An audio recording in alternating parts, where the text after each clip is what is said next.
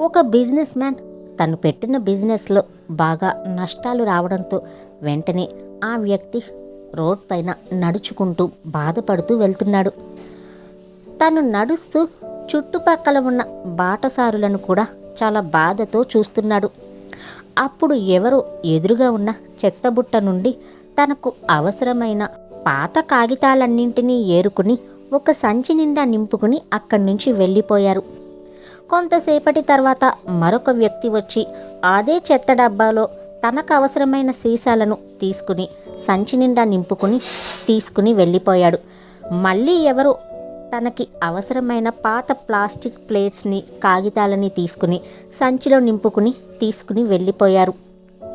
ఆ తర్వాత ఒక కుక్క వచ్చి చెత్తబుట్టలో పడి ఉన్న ఆకు మీద ఉన్న ఆహారాన్ని తినేసి అక్కడి నుంచి వెళ్ళిపోయింది. చివరగా వచ్చిన ఆవు కూడా చెత్తలో పడి ఉన్న ఆకుకూరలను తిని తన ఆకలి తీర్చుకుంది.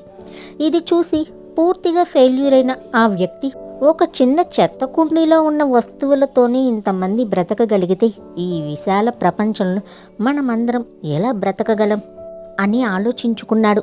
ఆ తర్వాత అతని మనసులో ఒక నిర్ణయాన్ని తీసుకుని దృఢంగా నిశ్చయించుకుని తాను ఎప్పటికీ విఫలం కానని అనుకుంటూ తన పాత వ్యాపారానికి తిరిగి వెళ్ళిపోయాడు.